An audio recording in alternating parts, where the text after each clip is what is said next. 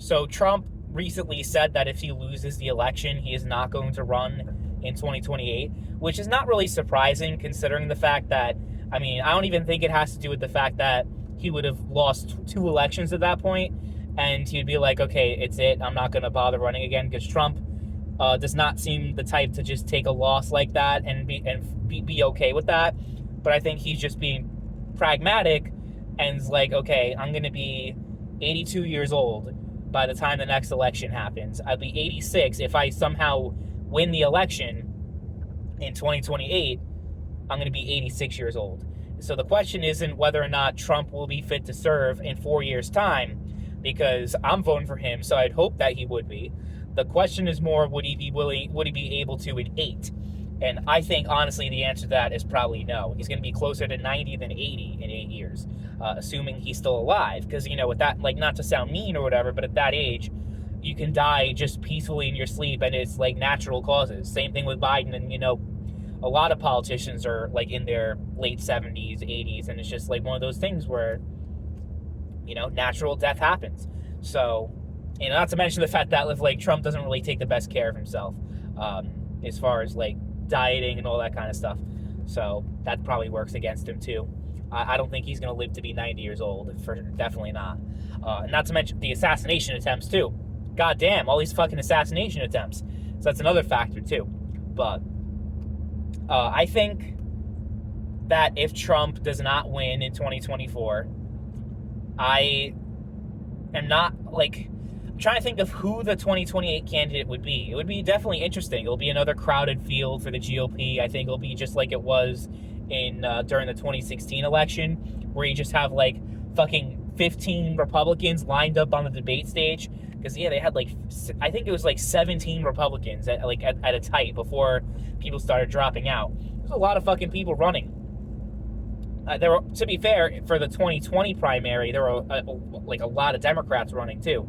So I think it would be the same thing where there was just going to be so many people. There's no like obvious person that would be the successor to Trump, especially if he loses. If he wins, you can argue that J.D. Vance will be the guy, even though he's not very popular right now and people don't really like him. And there's a case to be made that if like just some other generic Republican becomes the candidate, that the GOP would probably like be locked in to win the 2028 election, because people make that argument right now. If it was any other Republican running, it would be like the election would be won already, because people are not happy with the economic policies, the way things are right now in this country, and they blame the incumbent party, the Democratic Party, for everything that's going wrong. But because people also have just such deep hatred for Donald Trump, that's the thing. Because people think he's too crass, he's mean, and he doesn't have any like etiquette to him. Like, say what you want about Obama, but he had class. You know what I mean? So even people who didn't necessarily agree with Obama's policies, they liked Obama as a person. There is nobody who just hates Trump's policies, but it's like, you know what? Trump's a great guy. I like him. Like, that's just not how it is. People don't fuck with him at all. Like, aside from his base of support and people who are conservative and right-wing leaning. So it's, I don't think Trump should win. It should run if he loses. Because at that point, it's like, okay, like I was fine with him being the candidate this year. And I guess if he loses, I'd be like, oh, it should have been someone else in hindsight. Oh, it should have been Ron DeSantis. Oh, it should have been this person. I think DeSantis, like, even though he got fucking demolished by Trump, I think he probably would do better. Like, him debating Harris, I think he definitely would have been a more effective debater. And he would have been better at pursuing swing voters, to be honest, especially with how great things are. People talk about, oh, DeSantis is doing such a terrible job in Florida.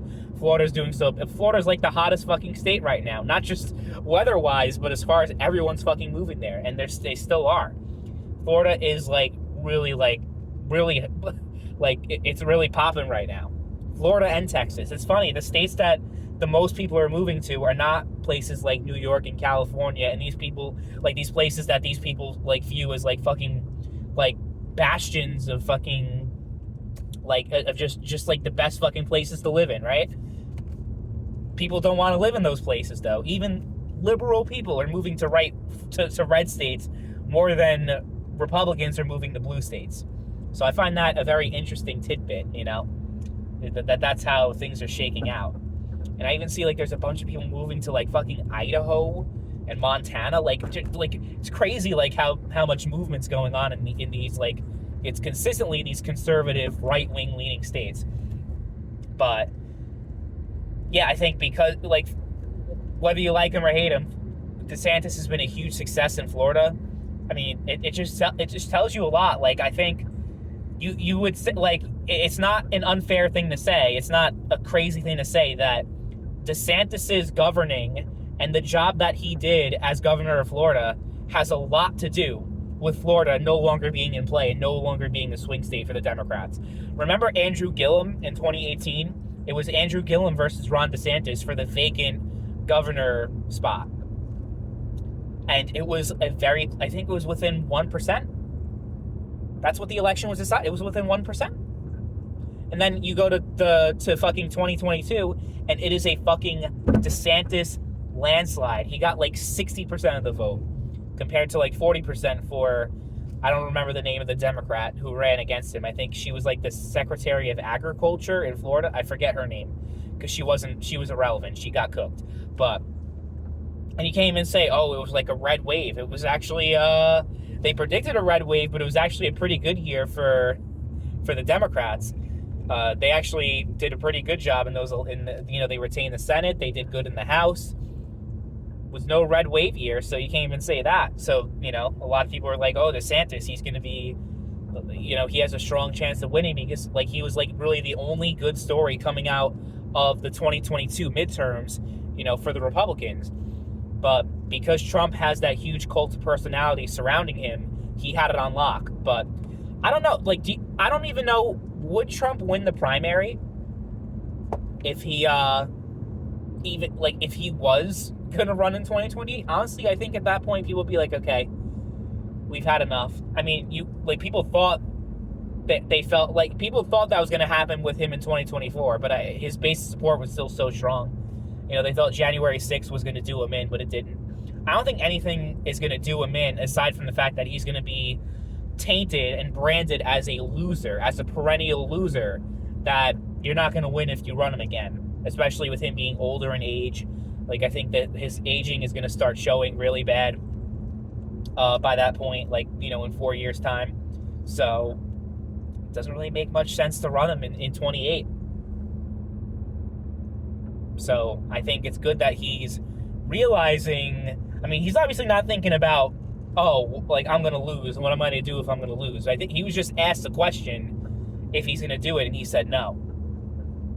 But I think even if you're the most staunch Trump supporter, someone else has to take the mantle at this point. 4 years from now, even if Trump wins, someone has to do it. So you have to think about succession and who's going to carry the mantle of the, I guess you could say, the MAGA movement, even though I don't think MAGA should be like the defining characteristic of the Republican Party for generations and generations. I like Trump for the most part, but I don't think we should just be like, okay, instead of what would Jesus do, what would Trump do? I don't think we need to build an entire party off of a cult of personality. But I guess some people won't agree with that. People who are really crazy for Trump. I like him, but I'm not like, oh my God, I want to suck his dick. I have pragmatic reasons as to why I support him. So I don't know though. I'm trying to think. Besides DeSantis, maybe. I don't think JD Vance would be able to do it. I'm trying to picture candidates in my head. But to be fair, who thought 4 years ago? I mean, I guess Harris, people kind of thought because she was the vice president.